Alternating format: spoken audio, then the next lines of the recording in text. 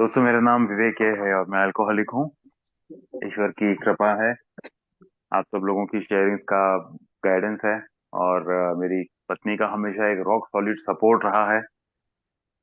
तो इन सब की वजह से मुझे लगता है कि आज भी मुझे शराब पीने का ख्याल नहीं आया। और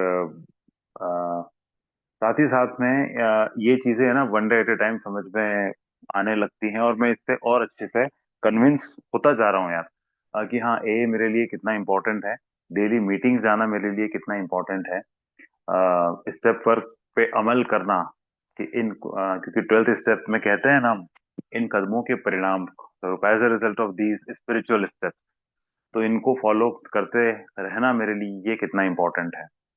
एंड मोस्ट इम्पोर्टेंटली इन सबसे भी ज्यादा चीजें वो इम्पोर्टेंट मुझे वो चीज लगती है कि जब मुझसे शुरू शुरू में कहा गया था, वो 2019 में जब स्टेप पर शुरू नहीं हुआ था, कि ये जिस दिन आपको ये लगना बंद हो जाएगा ना कि मुझे मीटिंग में जाना पड़ता है, मुझे स्पॉन्सर से बात करनी पड़ती है, मुझे सर्विस करनी पड़ेगी, मुझे रोज दो ए मेंबर से, एक अनुभवी से और एक न्यू कमर से बात करनी पड़ेगी। ये जो पड़ेगी वाली जब वर्ड आपके अंदर से हटेगा, उस दिन आपको एक अलग ही रिलीफ सा महसूस होगा। उस दिन आपको ये नहीं लगेगा कि मेरे सर पे कोई ये बोझा है, और आप ये मान सकते हो कि शायद आपका मेंटल ऑब्सेशन लिफ्ट हो चुका है और आप एक अलग तरह की दुनिया में आ चुके हो, अपने आप को बेहतर तरीके से समझने लगे हो। ये दरअसल मेरे उस क्वेश्चन के जवाब में मुझे सुनने को मिला था। मैंने किसी ओल्ड टाइमर से ये सवाल पूछा था कि क्या ये मेरे शब्दों में अगर मैं बताऊं, तो मैंने कहा था कि क्या ये खटकर्म मुझे जिंदगी भर करते रहना पड़ेगा।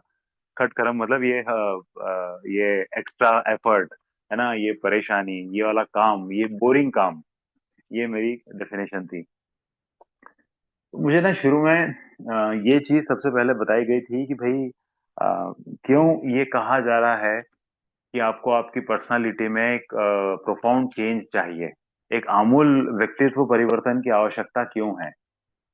तो भाई वो उसका जो राज है ना, वो ही पहले कदम में छुपा हुआ है ना। तो वो पहले कदम में ही मुझे बताया गया कि भाई आप शराब पर शक्तिहीन हो। तो मैंने बोला ठीक है, वो आप क्या बता रहे हो, वो तो मुझे भी समझ में आ गया। तो उन्होंने कहा भाई, एक तो सबसे पहली बात, सुनने की आदत डालो, बीच बीच में उछला न करो।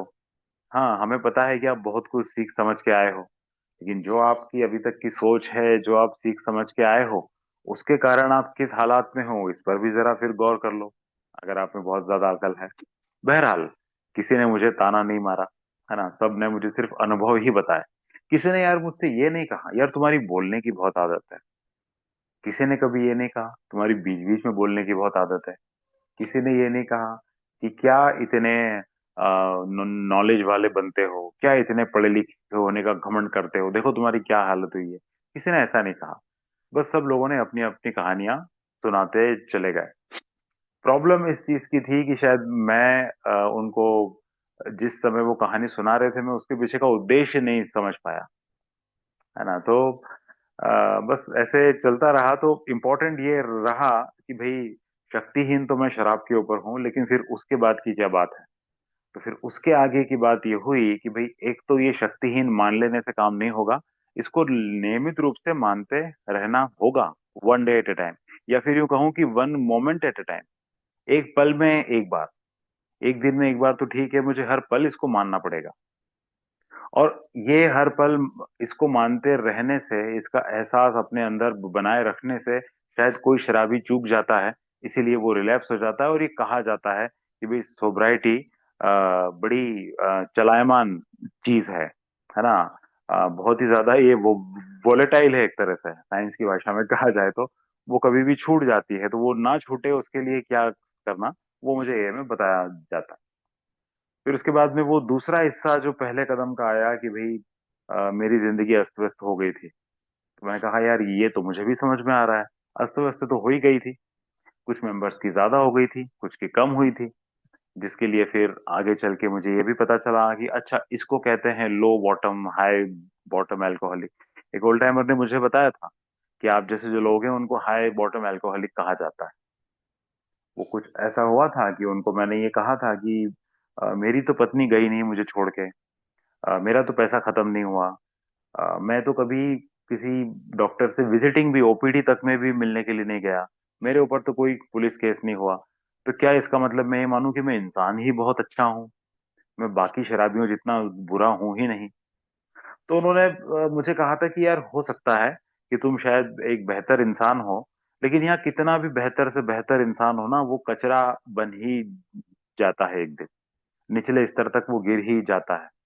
तो कुछ लोग ऐसे होते हैं कि जिनको शायद ये आभास पहले हो जाता है, हम उनको हाई बॉटम अल्कोहलिक कह देते हैं। तो इसका मतलब ये नहीं है कि वो कुछ ज्यादा समझदार थे। ये कैंसर की बीमारी की तरह है कि किसी को वो बीमारी जो है वो पहले स्टेज में पकड़ में आ गई।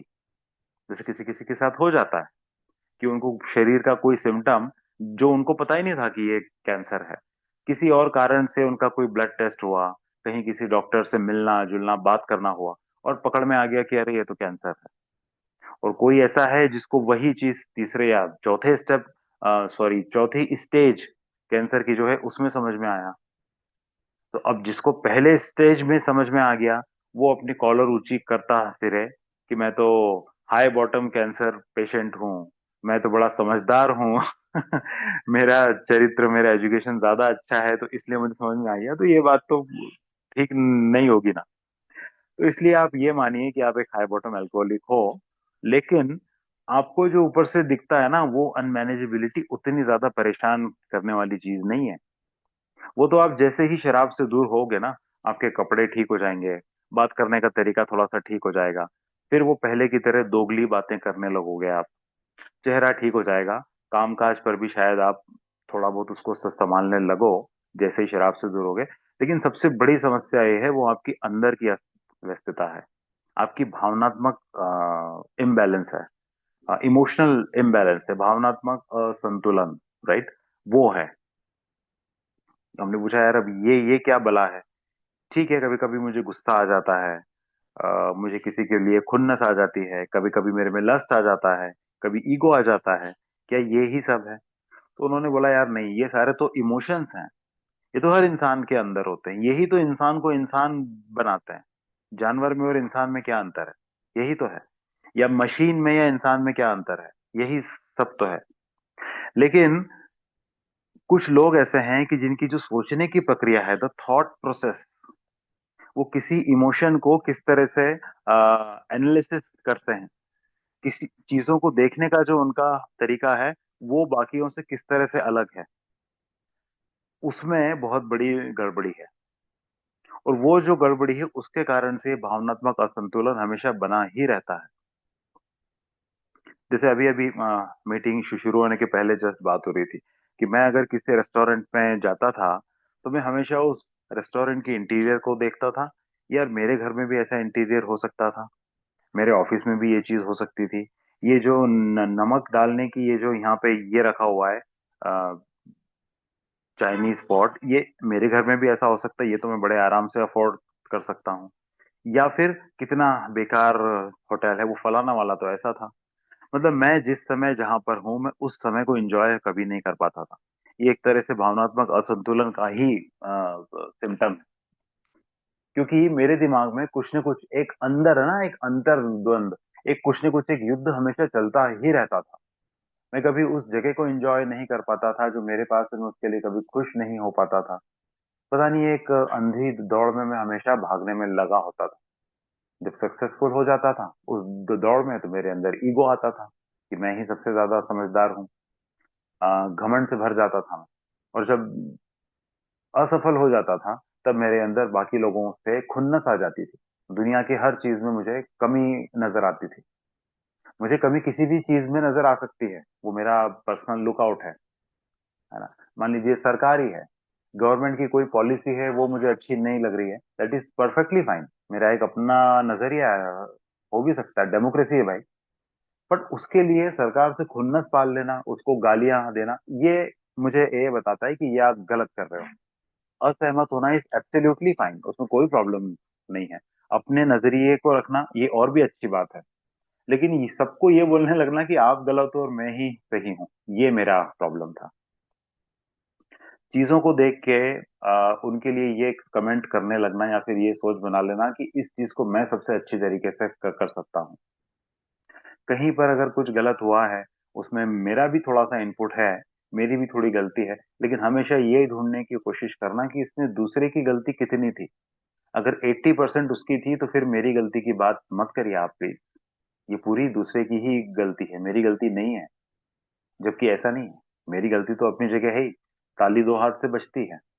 मेरा 10-20% अगर नहीं मिलता तो वो गलती ब्लंडर नहीं बनती, बवाल नहीं होता।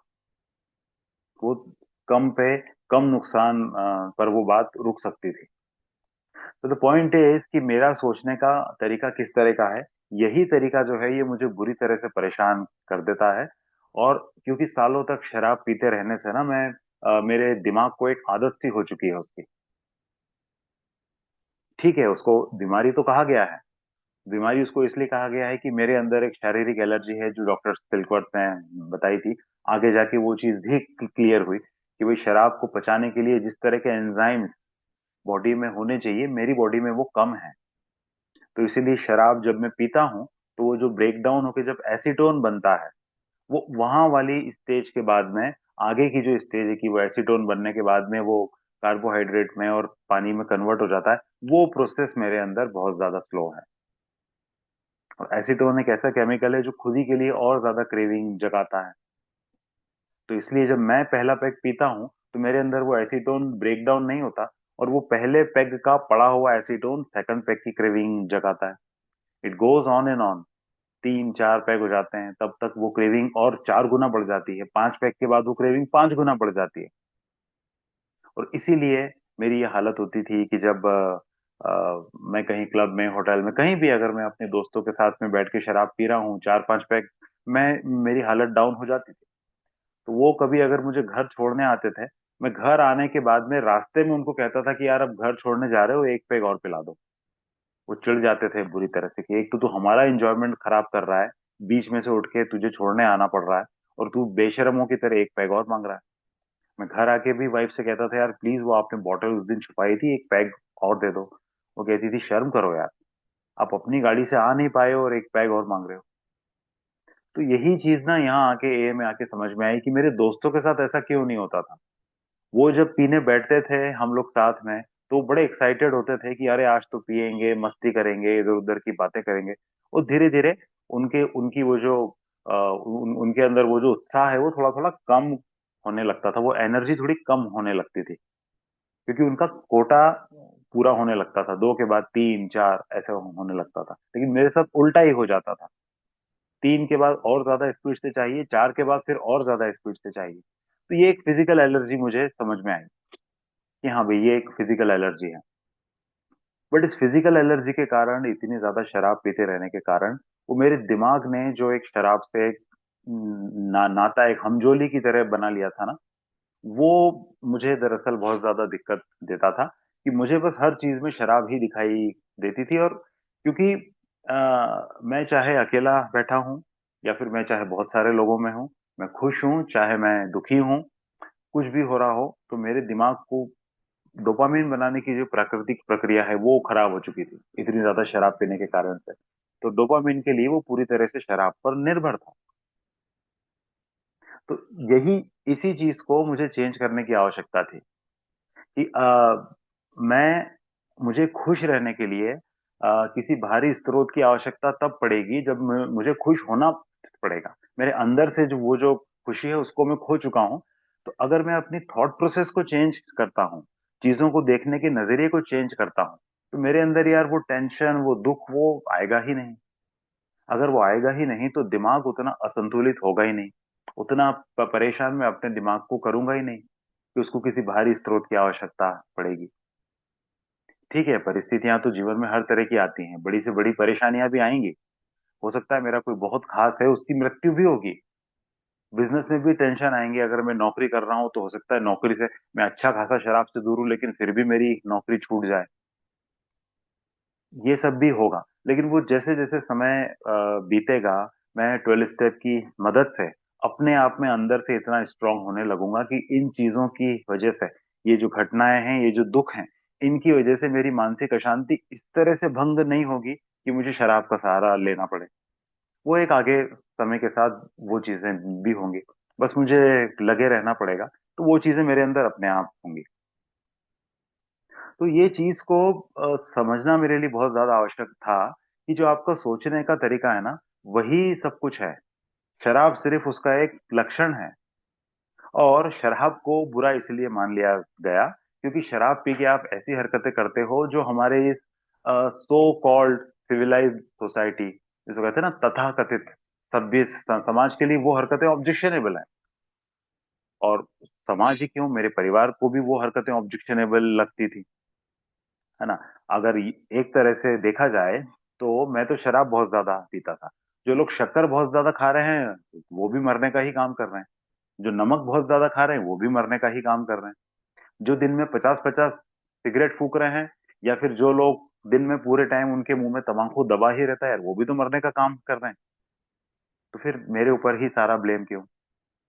तो यार जवाब बड़ा सिंपल था कि ये सारे जो लोग हैं ये मरने का तो काम कर रहे हैं, लेकिन ये सिर्फ खुद मरने का काम कर रहे हैं। अपने जीते जी ये दूसरों की जिंदगी को जहन्नुम नहीं बना रहे। हाँ ठीक है, उस इनकी पत्नियों को या परिवार वालों को ये लग सकता है ये मर गया तो हम क्या करेंगे, बट कम से कम ये हमारी सिविलाइज सोसाइटी का बैलेंस खराब नहीं कर रहे हैं इसलिए। और मैं शराब पी के वो कर रहा हूँ इसलिए लोगों को ऑब्जेक्शन हो रहा है। तो चाहे प्रॉब्लम इनकी हो, चाहे प्रॉब्लम वो शराब का हो, ये दोनों के लिए जवाब एक ही था कि प्रॉब्लम आपकी सोच में है। तो फिर सबसे पहले ना ये भी मेरे को समझना जरूरी था कि यार मुझे ना दूसरों को देख के अपने आप को सांत्वना नहीं देना है कि अरे हे भगवान बहुत अच्छा हुआ, मैं अकेला ही मानसिक रूप से अस्वस्थ नहीं हूँ, मैं अकेला ही इंसेन नहीं हूँ। देखो वो मेरे को ओल्ड टाइमर ने बताया यार, वो जो इतनी सिगरेट पी रहा है वो भी अस्वस्थ है, वो जो बहुत ज्यादा घमंडी है वो भी अस्वस्थ है, वो जो बहुत ज्यादा लस्टफुल है वो भी अस्वस्थ है।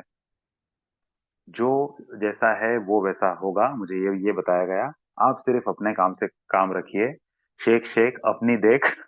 आपका प्रॉब्लम अल्कोहल है, आप उसके लिए अल्कोहलिक्स अनोनिमस में आए हो, क्योंकि जब तक आप दूसरों को देखते रहोगे और उनको देख के खुश होते रहोगे तो कई ऐसे लोग भी मिलेंगे जो आपसे बहुत अच्छी स्थिति में है। तो फिर उनको देख के आप रिसेंटफुल हो जाओगे।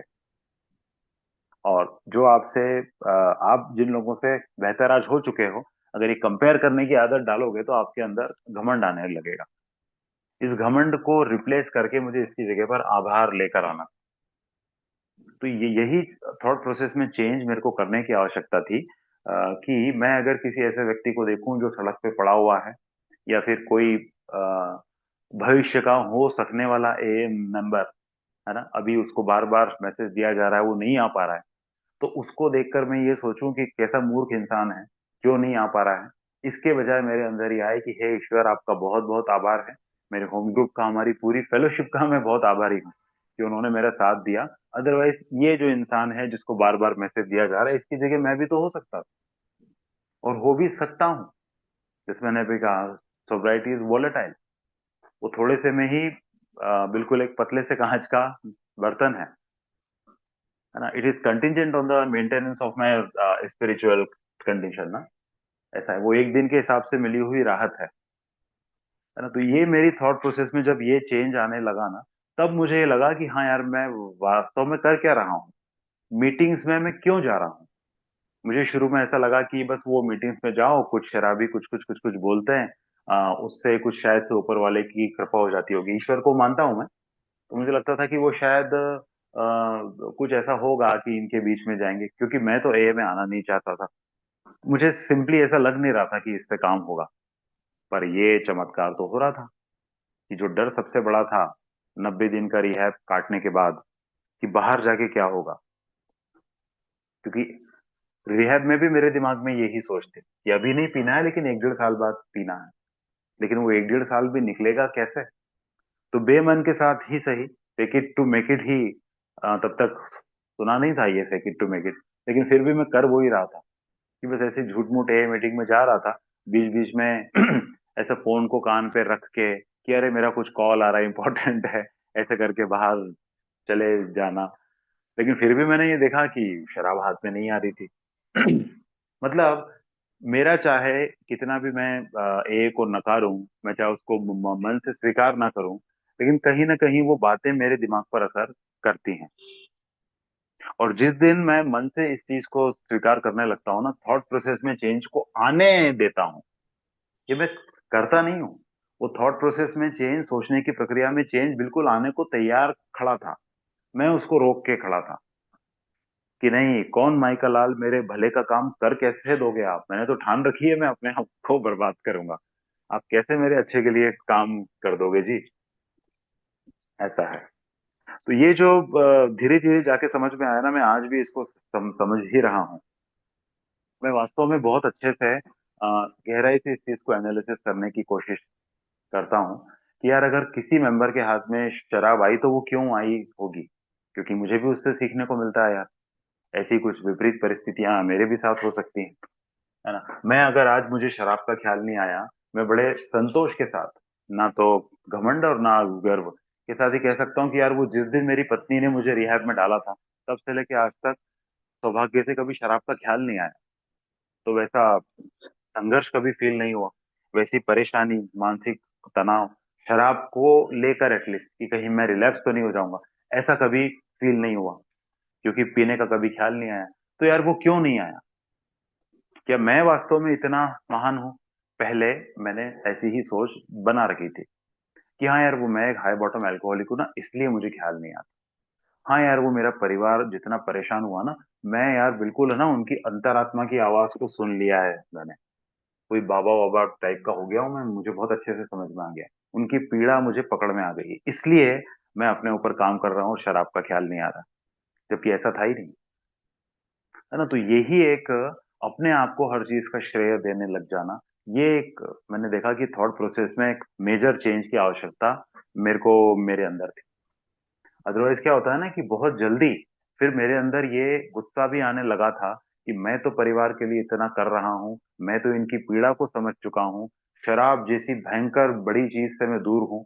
ये लोग तो एक चाय तक को भी नहीं छोड़ सकते, बल्कि इनको एक सुबह की चाय अगर 1 घंटा डिले हो जाए तो ये बेचैन हो जाते हैं। तो मैं तो अपने ऊपर इतना कर रहा हूँ, लेकिन ये उसका मुझे कोई श्रेय ही नहीं देते, उल्टा अभी भी मुझसे बहसबाजी वगैरह करते हैं।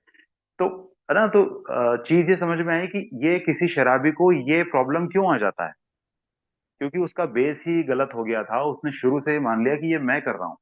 मैंने अपनी, यार मैं अगर कर सकता तो फिर मेरे को तो ए में ही आने की आवश्यकता नहीं पड़ती। क्योंकि मैंने तो बहुत बार ट्राई किया था, ईमानदारी से ट्राई किया था, विल पावर नाम की चीज से, पर दैट अटरली फेल्ड। पूरी तरह से मैं उसमें असफल हुआ। और मुझे तो हो सफलता वहां मिली जहां पर मैंने कभी भरोसा ही नहीं किया था। बहुत सारे ए मेंबर ऐसे है ना, बताते हैं ना वो अपनी मीटिंग्स में, शेयरिंग में, कि शुरू में तो कुछ समझ में नहीं आ रहा था, लग रहा था कि ऐसे कैसे होगा, कुछ लोग बैठ के कुछ कुछ बोलेंगे और ऐसे कैसे असर हो जाएगा। लेकिन वो असर होने लगा एक समय पर। जैसे मैं अगर मेरे बारे में बताऊं, तो मैं विवेक शराबी, ये बोलने में मुझे बहुत बिल्कुल भी ठीक नहीं लगता था। मुझे ऐसा लगता था कि यार, ये सिस्टम को थोड़ा चेंज कर दो, तो और इसको कुछ ऐसा बोल दो कि मैं अपनी इच्छा से बोल दूं कि हाय, मैं विवेक, और वो अल्कोहल से मुझे कुछ प्रॉब्लम हुआ था, ऐसा करके बोल दूं। मैंने मेरे होम ग्रुप में कहा भी था एक बार कि ये आप तो कहते हो कि जो होम ग्रुप, सॉरी, एक जो ए का ग्रुप होता है ना, वो ऑटोनॉमस होता है, तो फिर हम अपने ग्रुप में ऐसा क्यों नहीं कर सकते? है ना? वो जो ग्रुप होता है वो ऑटोनॉमस होता है, ये अकल बहुत जल्दी आ गई थी मेरे अंदर। ये मेरे जैसे शराबी की खासियत है। स्टेप्स के बारे में पता नहीं है कि 12 स्टेप में क्या लिखा हुआ है। वो ट्रेडिशंस का वो जो पर्टिकुलर है जो ये कह रहा है कि हर ग्रुप ऑटोनॉमस है, वो मुझे पहले पता हो गया था। तो मैंने कहा था कि इसको चेंज नहीं कर सकते क्या? तो उन्होंने कहा था, आप समय को समय दो, आपको अपने आप ये समझ में आएगा कि ऐसा क्यों कहा गया, आपको क्यों ये आवश्यकता है कहने की कि हाँ, मैं एक अल्कोहलिक हूँ। बिकॉज उससे धीरे धीरे आपकी सोच में ये परिवर्तन आएगा। ये जो डिनायल की आपकी आदत है, ये बदलेगी और आपके अंदर एक परमानेंट एक्सेप्टेंस आ जाएगा कि यस यार, मैं एक अल्कोहलिक हूँ, मैं शराब पर पावरलेस हूँ। और मैं तभी शराब से दूर, क्योंकि मैं पावरलेस हूँ, मैं कभी कंट्रोल ड्रिंकिंग कर ही नहीं सकता। अगर अब मैंने पी तो फिर वही जेल, पागल खाना या मौत, वो वाली स्थिति हो जाएगी। इसीलिए मुझे शराब से दूर रहना है, तो उसके लिए पहले मुझे मानना पड़ेगा, और फिर मुझे अपने भावनात्मक असंतुलन के ऊपर काम करना पड़ेगा। ये जो इतना सा जब मैं कहता हूँ कि hi, I am Vivek and I am an alcoholic, उससे ये चीज मेरे ब्रेन को अपने आप ये सिग्नल मिल जाता है। भले ही आज कुछ सालों की सोब्राइटी के बाद मेरे को इतना बोलने की वो आदत हो गई है कि मुझे ध्यान भी नहीं होता है कि जब मैं कह रहा हूँ कि my name is this and I am an alcoholic, तो दरअसल मैं इतना इतना स्वीकार रहा होता हूँ। जैसे हिंदू धर्म में कहा जाता है ना कि जब आप कहते हैं ओम, तो वो ओम में बहुत सारे मंत्र या फिर बहुत कुछ उसमें शामिल होता है। मुझे एग्जैक्टली exactly नहीं मालूम वो, लेकिन ऐसा कहा जाता है कि उसमें एक में ही इतना कुछ शामिल होता है। तो आप अनजाने में बहुत कुछ बोल जाते हैं या बहुत कुछ चीजों का जाप कर जाते हैं जब आप ओम कहते हैं। तो इट वॉज लाइक दैट। तो जैसे जैसे मैं आगे बढ़ा ना, तो एक ये चीज और समझ में आई कि भाई पहले आपने कुछ भी करने के पहले भी नहीं सोचा, करने के बाद भी नहीं सोचा, या फिर ऑफन ये किया कि आपके मन में जो आया आपने उठा के बोल दिया, आपके मन में जो आया वैसा आपने उठा के कर दिया, और फिर बाद में आप सर पीटते रहे कि मुझसे तो ये गलती हो गई। लेकिन यार अब नहीं होगा ऐसा। आप पहले अगर किसी चीज के लिए आप सेल्फ अवेयर अगर हो जाओ, है ना, कि मुझे क्या करना है क्या बोलना है इसका भान मुझे अच्छे से होना चाहिए, ये आपके एक सोचने के तरीके में अंतर आएगा, तो ऑटोमेटिकली वो आपके एक्शंस में आएगा। मैं किसी एक परिवार का हिस्सा हूँ, मेरी भी कुछ जिम्मेदारी है, आई एम टू अकाउंटेबल, कुछ मेरी रिस्पॉन्सिबिलिटी भी है। बजाय इसके कि मैं दूसरे के ऊपर थोपूं कि तुम्हारी ये जिम्मेदारी है तो तुमने ये किया क्या, अरे मेरी जो रिस्पॉन्सिबिलिटी है उसको मैंने 100% पूरा किया क्या, या अगर 100 नहीं तो 80-90 तक भी मैंने किया क्या, है ना। नहीं यार, ये करना मेरे लिए जरूरी है यार। मैं कई बार धर्म की बात करता हूँ कि मुझे गर्व है अपने धर्म पे, फलाना है, ये है वो है। तो माय डेफिनेशन ये ए नहीं मुझे समझा है कि बस धर्म का मतलब है आपकी ड्यूटीज, उसके लिए प्राउड करने की आवश्यकता नहीं है। प्राउड तो कभी आपको मेरे ख्याल से होना ही नहीं चाहिए, ये मुझसे कहा गया था। आपको एक सेटिस्फेक्शन आपके अंदर जरूर आ सकता है कि हाँ भाई मेरी जो ड्यूटीज है मैं अपने धर्म का पालन कर रहा हूँ।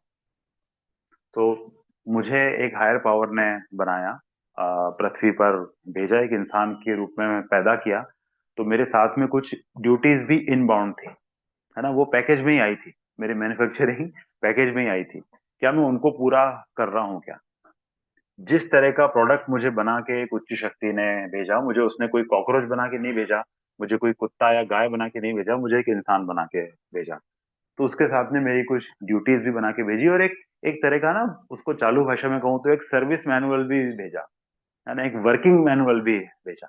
उस वर्किंग मैनुअल को मैं भूल गया पूरी तरह से कि मुझे कैसे रहना चाहिए एज ए ह्यूमन बीइंग, तो मैं अच्छे से रह पाऊंगा। जितना वो वर्किंग मैनुअल को फॉलो करूंगा वही एक्चुअली आध्यात्मिकता है। तो व्हाट इज स्पिरिचुअलिटी ना, ये चीज के लिए मेरे थॉट प्रोसेस में बहुत बड़े चेंज आने की स्टार्टिंग हुई कि क्यों मुझसे कहा जाता है कि भाई ये एक आध्यात्मिक कार्यक्रम है, तो जैसा मेरी उच्च शक्ति मुझसे चाहती है मैं उसके अकॉर्डिंगली बनने की कोशिश अब स्टार्ट कर रहा हूँ। तो पहले मुझे लगता था ऐसा ही तो हूँ और क्या है। तो यहाँ आके समझ में आया कि वो पहले मैं ईश्वर को मानता था, ईश्वर की नहीं मानता था। तो जैसे जैसे मैं एक वो उच्च शक्ति, आप उसको ईश्वर कह लो, अंतरात्मा कह लो, वॉट एवर, वो मेरे अंदर ही है, ये मेरा पर्सनली मानना है। वो गाइडेंस जो है, एक वो आवाज जो है, वो मेरे अंदर ही है। वो जो ईश्वर ने मेरे लिए एक रूल बुक बना के भेजी थी, उसको पढ़ना और उसको समझने के लिए वो आवाज मेरे अंदर ही है। बस वो मेरे कैरेक्टर डिफेक्ट्स और मेरे जिद्दीपन के नीचे इतनी दब गई कि वो मुझे सुनाई नहीं देती। तो अब मैं उसको सुनने की कोशिश करता हूँ, यही आध्यात्मिकता है। तो ये मेरे लिए जरूरी है, और ये थी क्या, ये मुझे यहाँ पर तभी समझ में आया जब एक थॉट प्रोसेस में बदलाव आने लग गया मेरे अंदर। मुझे कभी किसी के ऊपर अगर बहुत ज्यादा गुस्सा आ गया, तो मुझे कभी ये नहीं लगा कि ये गुस्सा गलत आया, या फिर कहीं पर मैं इतना दिलदार हो गया कि जहां पर किसी को 100 रुपए देना थे मैंने उसको वहां पर 500 रुपए दिए। किसी ने मुझसे थोड़ी सी हेल्प मांगी थी, मैं उसका घर ही बनाने निकल पड़ा। भले ही मेरे अपने बीवी बच्चे जो हैं वो मुझसे मिलने को तरस रहे हैं। ये सब सोसाइटी में आने के बाद में ज्यादा इंपॉर्टेंट हो जाता है।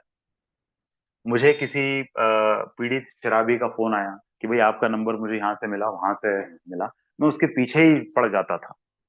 जब तक वो मीटिंग के अंदर नहीं आ जाए, मैं मतलब लिटरली उसको, है ना, किसी मार्केटिंग एजेंट की तरह उसको चाट ही डालता था। तो कई बार वो भी बहुत परेशान हो जाता था, और फाइनली अगर वो मीटिंग में नहीं आता था तो फिर मैं उससे परेशान हो जाता था, मेरे अंदर खुन्नस आ जाती थी। और अगर वो मीटिंग में आ गया था तो मुझे ऐसा लगता था कि जैसे इसके जीवन को मैं ही तय कर रहा हूँ। इसकी उच्च शक्ति मैं ही हो चुका हूँ। मतलब अगर वो मीटिंग में आ रहा है तो मेरा नुकसान हो रहा है, मीटिंग में नहीं आ रहा है तो भी मेरा नुकसान हो रहा है। तो भाई ये किस तरह की सेल्फ अवेयरनेस थी, है ना? कहने को मैं सर्विस कर रहा था, लेकिन नहीं यार, ये तो मैं अपने ही पैर पर कुल्हाड़ी मार रहा था। तो मुझे कब क्या कितनी चीज करनी है, कितना कहाँ पर, क्योंकि मैं ह्यूमन बींग हूँ, इमोशंस तो मेरे अंदर हैं। I can't help it. अच्छी बात भी है वो, लेकिन मैं क्या उनको किस तरह से कंट्रोल कर पाता हूँ, है ना? दूसरों के बारे में मैं कितना सोच पाता हूँ, क्योंकि ये ए में मुझे ये सिखाया जाता है। This is also related to spirituality, कि मैं दूसरों के बारे में कितना सोच पाता हूँ। प्रोग्राम इज सेल्फिश, ये मुझे एक बार किसी ने बोल दिया, तो मुझे तो बस जैसे कोई ये ही सुनने को मेरे कान तरस रहे थे, धीरे धीरे ये भी समझ में आया। ये एब्सोल्युटली गलत धारणा है कि program is selfish. Gold timer ने कहा मुझसे कि यार किसने कह दिया आपको, program is self caring. Program self care करने का बताता है ना? फिर मुझे वो उदाहरण भी दिया गया जो ए में बड़ा प्रचलित है, कि जब जब आप एरोप्लेन में बैठते हैं तो वो एयर होस्टेस बोलती है कि भाई किसी आपत्तिजनक स्थिति में ऑक्सीजन मास्क पहले खुद पहने फिर दूसरों को पहनने में मदद करें। तो इट इज अबाउट दैट।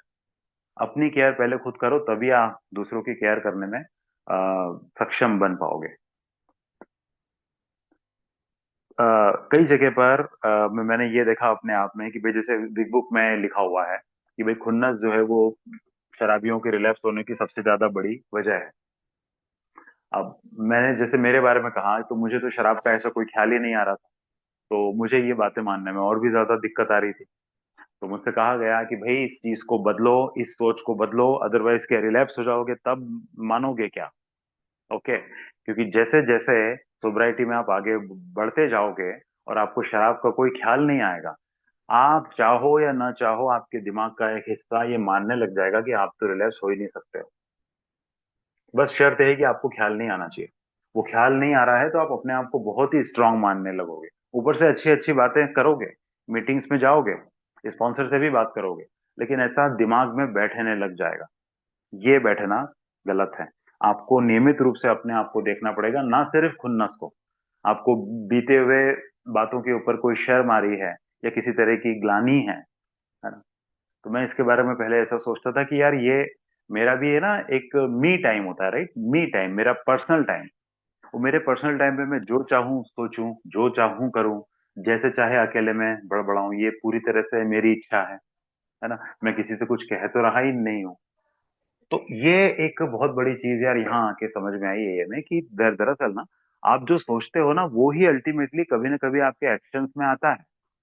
आप भले ही दो चेहरे रख लो, लेकिन फिर भी आप जो अकेले में सोच रहे हो, जिस तरह के विचारों में अपने आप को डुबो रहे हो, वो आपके एक्शंस में आएगा। आपकी मानसिकता ही उस तरह की बनती चली जाएगी। इसलिए जो आप अकेले में भी सोच रहे हो ना, वो तो किसी को पता नहीं पड़ता है मन में आप क्या सोच रहे हैं। उन्हीं विचारों में बदलाव लाने की आवश्यकता है। ये सिर्फ ऊपर से चेंज लाने वाली बात नहीं है। ऊपर से तो अच्छा बर्ताव करने में मैं पहले एक्सपर्ट था, बल्कि मैं अब ऊपर से अच्छा बर्ताव करने में इतना एक्सपर्ट नहीं हूँ जितना पहले था, जबकि अब तो कुछ साल सोबर हूँ। क्योंकि मैं धीरे धीरे ऊपर और अंदर इसके फर्क को खत्म करने पर आ रहा हूँ। ये बहुत बड़ा एक चेंज इन थॉट प्रोसेस आवश्यक है। सोचने के तरीके में परिवर्तन। पहले दिमाग में ऐसा ही था, वो अलग अलग तरह के, जैसे वो कोटेशंस आते हैं ना, कहीं किसी मैगजीन में आ गए, व्हाट्सएप पर आ गए, किसी सफल बड़े बिजनेसमैन का, बड़े लीडर का, किसी बहुत बड़े पर्सनालिटी का फेमस कोटेशन है ना, कि भाई, तो मैंने भी एक बार ऐसे कहीं पे पढ़ा था कि एक सफल बिजनेसमैन वो है जिसके दिमाग में क्या चल रहा हो सामने वाले को कभी पता ही नहीं चले। तो मैंने उसको अपनी तरफ से तोड़ मरोड़ के ऐसा कर लिया कि अब तो मुझे ऐसे चेहरे, दो चेहरे रखने हैं कि साला दूसरा तो ठीक है, मेरी पत्नी को भी नहीं पता चलना चाहिए कि मेरे अंदर क्या चल रहा है। शराबी मैं हूं ही, तो वो अतिवादी था, मैं उसको ले गया। और मैं उसको इतना आगे तक ले गया कि अब कभी कभी मुझे ही आईने में देख के समझ में नहीं आता था कि असली विवेक कौन सा है, जो बाहर के लोगों से वैसे बात करता है वो है, या फिर अकेले में जिसके अंदर जो विचार चलते हैं वो है। तो जब मैं इतने दो चेहरे रखने लग जाता हूँ ना, तभी तो मुझे ये पुरानी बातों को सोचना पड़ता है, क्योंकि कभी ना कभी मैं अपने आप से मिलना चाहता हूँ। तो इसलिए वो शर्म, और कई बार ना मैं जितना दिखावा करता हूँ ना, मुझे शर्म आती है अपने आप में। किसी इंसान का कोई अचीवमेंट है, वो सच्चा है, बिल्कुल उसने ईमानदारी से उस चीज को हासिल किया है, मैंने उस चीज को बेईमानी से हासिल किया है, तो मैंने उसके सामने बड़ी बड़ी बातें तो कर दी, लेकिन मेरे दिलो दिमाग में ना उस आदमी का व्यक्तित्व हमेशा मेरे को नीचा दिखाता है यार, कि नहीं यार, वो है ना, वो ज्यादा अच्छा है और तू उससे नीचा है। ये जो फीलिंग है ना अपने आप में, ये फीलिंग मुझे गिरा हुआ इंसान बनाती है। खुद पे शर्म आना, मेरी आध्यात्मिकता तो ध्वस्त हो ही जाती है, लेकिन मैं खुद भी ऐसा गिरा हुआ सा महसूस करता हूँ हमेशा। तो ये कैसे ठीक होगा, इसके लिए मैंने कभी ये सोचा ही नहीं कि इसको ठीक भी करने की आवश्यकता है। तो फिर वो तरीके पे जाना तो बहुत दूर की बात है। मुझे पहले हमेशा शॉर्ट टर्म गेन, कि नहीं हर काम फटाफट होना चाहिए। ये जो लेट वाला काम है ना, ये तो वो लोग करते हैं जो बिल्कुल वो 9 to 6 सरकारी नौकरी वाले होते हैं। मैं तो बड़ा एकदम एक्टिव, बिल्कुल बाकी सब लोगों से अलग हूँ। हर काम फास्ट करता हूँ, बहुत जल्दी कर लेता हूँ।